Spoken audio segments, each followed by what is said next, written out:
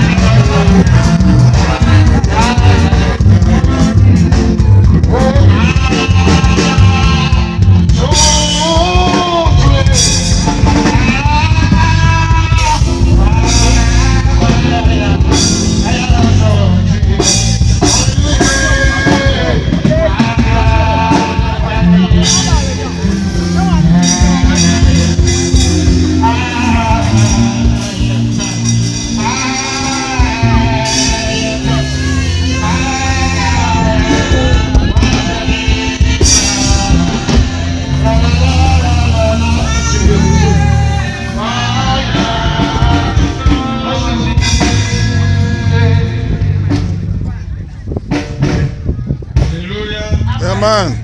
Amen. Amen. Yes,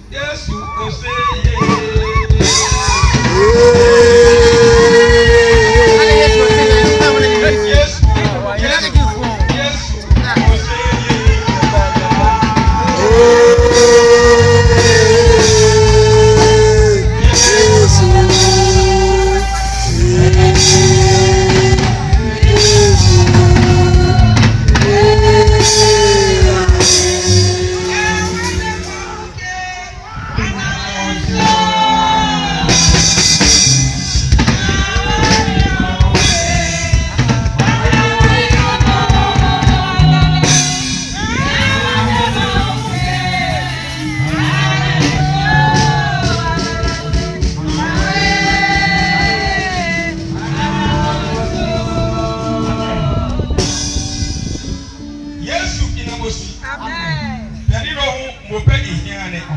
Beni da si no. Ilo e mo. Ma pe la ke bole ni. Na mai choge yi. Woni mo no na jeko. Ne ka puewu. Baba nyano. Ne wo yi brimi. Ne ni be ma ba. Oda isi inamosi. Amen. Amen. Hallelujah. Amen. Madam Mary. Mama Mary. Emi ke be sane ho. Hallelujah. Amen. Lo kabene esu le ho ebio. Ebra so du no so na bra. E ma dey. Anu so ba ka jira. Man we ngere bi. Ati mo. Keke bi po ni chi mi no. Na be ke ma so. Se mo le ni ba ga woni. O won ti na be ba ye. Hallelujah. Amen. O ni ba ga woni. O won ti ya. Lo ko mi tu. Ti ya mi. Hallelujah. Amen. Lo e wo pe pa bi te fun me. E bi asrade atu oni. Sane ma o. Asame ba. Ko le lo. Woni. Ko le ka sane ma. Woni sa asame ba. Hallelujah. Amen. Yo ni yo. Se woni mo a. E ba ye o. Wa bada. No abi o. No ba bre. No kwa ni. Ni pa mo tu pa. Yo ko ko. Anugo ni na wu. Hallelujah. Amen. E no si yo. Ọ̀rọ̀ ẹ̀jì náà. Lord to ebi o mi. Yóò tẹ fẹ́rẹ́ náà so. No right. Nípa mi àgbà bá. Ọmọ ìyá wù. Hallelujah. Amen. Na wa pe no mi. Ìyá ni ẹ̀rọ so. Ni ni ene no abi o mi. Ìyá fọ́ sí ọ̀dọ́ wà mẹ́rin mọ́ náà. Ke Lord to ebi o mi. Ní lọ́ọ̀ ti fẹ́rẹ́ náà. Baba ko wa mi. Ọmọ ìyá sọ yà bẹ̀rẹ̀ so. So ki ko ya. Àwọn sọ náà wà. Luka 17. 17. 26. Where are we? Okwa ọmọ ewu. Hallelujah. Amen. Lo iba no ba di onoko. Ẹ bá bẹ̀ kẹ́ mi ní ẹ̀kyẹ̀rẹ̀. Ni o ke tuni. Lẹ́fọ̀ yẹ ẹ̀dùnmá. Ke pija. Sẹ̀wá ń yẹ sá. Sani ni ni ba. Ẹ̀sán ní ẹ̀pà nà. O be ni afo ni. Tumi ìdáni àná. Hallelujah. Amen. Hallelujah. Amen. Iba bi ko se ko. Èsì bẹ́ẹ̀ bí sẹ́ fẹ́ ṣì mí. Ka wa do bless o e point o point. Sẹ̀yẹ bí ó bẹ̀ bí ó àbẹ̀ firi àmì firi. Hallelujah. Amen. E point e point. Epuen. Hallelujah. Amen. Ka wa do numro e point e point. Epuen. Yo. Hefe no ma ya na ga ni cho. Ẹbí bí ẹ̀rọ ọmọ ẹ̀kọ́ yẹn kyerẹ́ ní ọ̀wọ́ nù. Ake numro point. Yẹsi ní pẹ́sẹ̀. Se mo ni me le be ya si. Máa bá mi yẹ sí yẹ. O bi na ma na ba le ka numro point. Ọ̀nyàmí bá yẹ náà kẹ́kọ̀ọ́ sẹ́, ọ̀nà wẹ̀ wù sẹ́, nípa tuntun. Yo ba ka se ke ti ye si e bi mu ne no. Ṣùgbọ́n fún ọmọ àti ṣé wọ́n dẹ́nẹ̀. Ka mo ka do numro e sa. Ọ̀nyàmí sísè ebien nípa ọ̀fìrì. Ya sisi wo. Wọ́n bá sísè yẹ. Nípa kẹ̀kẹ́ Amen. kẹ̀kẹ́ Amen. Amen. Amen. Amen. Amen. Go the fuck out.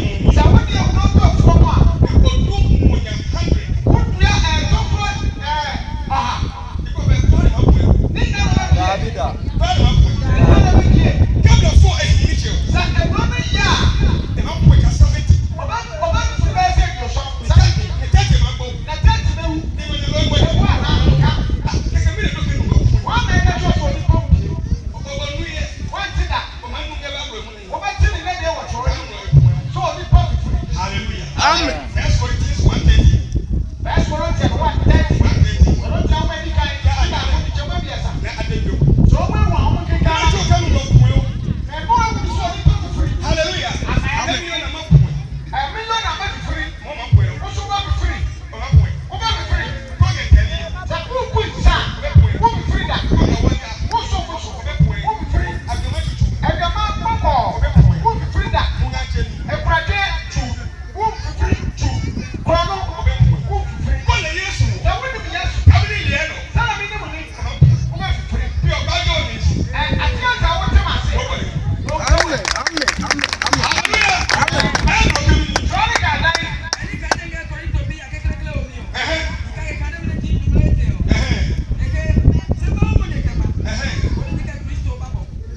Hallelujah.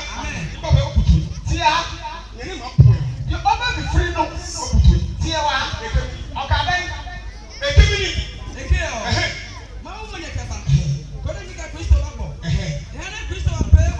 Hallelujah. Amen. Amen. Ni mo wo ke ba zuba no. Ìwúrọ̀dé mọ̀ yẹn bá àṣàṣì sùn. Eki o ke me ba bo. Ọ̀sẹ̀ yẹn ni wọ́n á bọ̀. Eki o ke me ba bo. Ọ̀sẹ̀ yẹn ni wọ́n á bọ̀. Hallelujah. Amen. Ni o ni ni be me ni ni. Náà wọ́n yẹn ní Yesu ìwé ni. ìwé. Ipa be ni adu Yesu e point. Yẹ́n ní Yẹ́sù yẹ́n ní Yẹ́sù wọ́n mi fún mi. E point o. E point. You get me no. Náà wọ́n yẹn fẹ́ lọ fún mi. Hallelujah. Amen. Ni no ma de ke no point. Lẹ́yìn tí wọ́n bá jẹ́ jẹ́ tó ọdún mọ́mú fún mi. Hallelujah. Amen. Well, you the fool. Sàwọ́n ní àbúrò à. Ego no point. Ebi wá bìí. Ego no go. Ebi sọ̀rọ̀ wù. Tati o wo no mo. Sáà mọ̀ yóò nípa. No, this is for no point. Nípa náà sẹ́ni bá bìí. E ya pe o be. Ọ̀nà ọ̀yẹ́ ni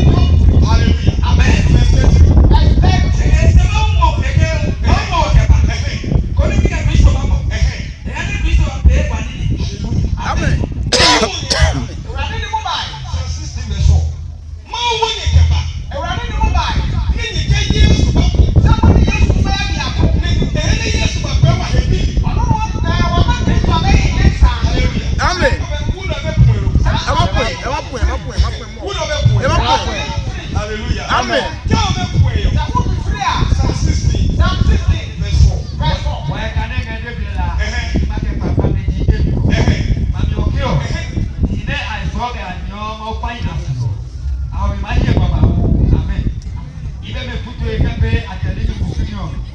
Ìgbé abẹ́ta wo tètè. Amen. Ẹbí àwọn náà tí wọ́n wá wọ́n fi ní. Wọ́n wà náà. Ìjàwọ́ náà tí wọ́n wá wọ́n fi ní. Ọ̀hún. Ìṣàkóso. Amen. Ọ̀sìn yẹn kọ́ náà. Amen.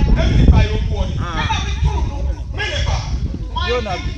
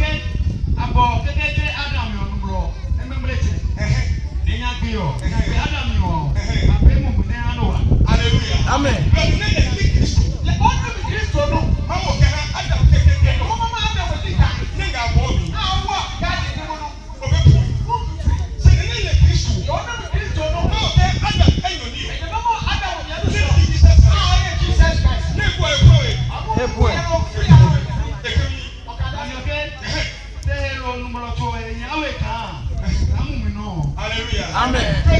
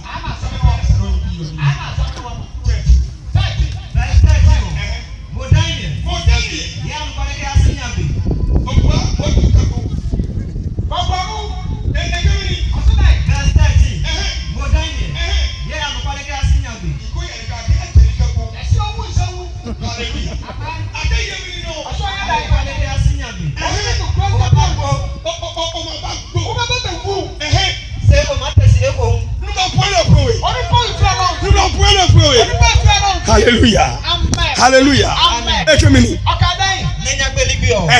Only the masu obla family no no. Ibo be gbogbo ni akano e hala lo gbegbe. Oti ati fo ni ebi bi kama na na sai. Ofo. Hallelujah. Amen. Gbegbe aka ya hala. Oti ati fo ni ebi ma. Neni ku. Ya efu free no. Na wo la lo na. Aro dia ka chere ni ya. Eke mo dani. E to so wo dani. Mo Naomi. Naomi. Naomi. Hallelujah. Amen. Mo Yona. Wo Yona. Mo mo do egesi yo. Wo so ka cha wo sai. Mo mo do egesi. Wo so ka cha wo sai. Mesana ma ya no kwa de ka. E se bi so bi di kuro. Hallelujah. Amen. Mo do egesi. Ka cha wo Ko sai. ko ni e do ni. Sa wo ti na ka cha wo. E ka ko bi ni hu. Ka cha sa wo tumi Ne ni ko ko ko ama so ke la sa nko. wo a ba shi wo de. Hallelujah. Amen. Lo ni ni e ni ni. Eni o ba mi nya ba ma. E so ni yo. E se wo ni da ho so. Ni no ya no. Na di e ko so no. O ma ko ka je ji omi o. Ka ni free ya se. Where is why you are not? Na ti o kra kwa. Ene mo do ma nya pe no. E mra sa mi ko na Me be. ni o nge ka se ge. Then na wo show wa sa mi ni. Hallelujah. Amen. John 19:28. John 19:28. E do no ko ma we ya mi yo. John 19:28. E so ko me de me mo ma so. Hallelujah. Amen. John 19:28. Lo ni bi o ma ni. Eni o ba mi ya ba ma. Ni yo ni yo. Eni o ba ma mi o ba. Ni o de. Ya ma ke John say. Ma fo. Sunday. Ma fo. Sunday. Hallelujah. Right. John 19:28. John 19:28. 28. 28. Why you can John chapter 19 verse 28. Mami okel. Yesu na ka apeno tu anonya. Meni Yesu na ka e abe ni tumi onya. Afi emra Yesu wo so ko bi bi biara na. Meni yo na ke abe ni tumi onya. Emra yo na wo so ko bi na ni ma. Bona penen no ni onde ba mi o. Sana bi la tro ni baba mu. Ole peni mo bi ole eba. Sana bi la tro ni baba mu. Hallelujah. Amen. Edege umanya mi ye. La ga bi yo na ko yi. Yo na so ko me na mi.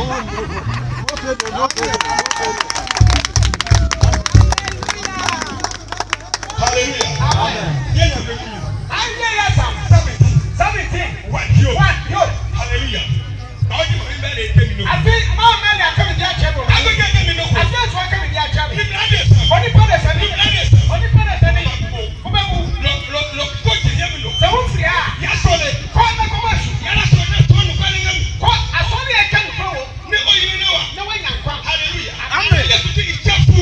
Na su ma fra ba be be. Se bo ni ma. So mi pa na ma ta. Yo ni ni alale o. Ya ta se no. E ye se na be ni na che. Na wo wo ko so se ni ya fra. Ko bi gonya. Sa wo se me mo a. Ni alale. Ya ta se no. E ye se na mi. Na wo wo ko so. Be no ni ache. Se ni ya fra no. Yo ka after ball. Se ya ko mo bora. Ache ni be ba wu. Oni pa do ma bre ni afra wo. Ke ba park yo no. Ya do mo ba pa ko. Ni mi ni wo to na ni mu mi. Wona o ma je pipilis. Ni mi ni boy ni aposi ka kwesi. Wona o ma mo tire wo mo ji. Hallelujah. Amen. Ni mi ni church anya he. Wona o ma pe tu o ma no. Ni mi ni kwa to fisha. O to sister boy na me. Ball o se me kula. Tibiri so mo na ma. Se ka ba hisu. O mo trasia. Ba la. Afia se ma ta se. Na pro praise mo. Hallelujah. Amen. Yesu ki jefu. Yesu se ma pro be be. Kitu ani pa na ta se. Na Yesu ba ba no. E ma wo yo bi ya fra.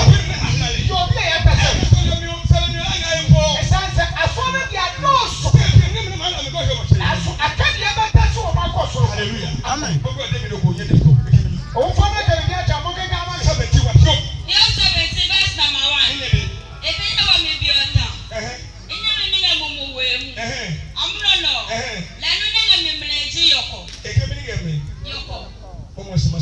Eto ni e. Yesu Kristo o se mte je ke. Yesu bi dia se da ma. Ni no ki mo ba di yo. E o ka sa ma nka no. Baba di yo ni. Aro na me ka he. Ni ni wo. Ya. Ni ni wo. Ile o wa fa no. Ai ma na wa. O be yan kwa. Ni ni mo kwa. Ile o ba pu no. Ni ka ma sa gela. O mo tu ba shi no yo. Na mo si. E da wa si. O do no he. Wa sa mu. Amen. Amen.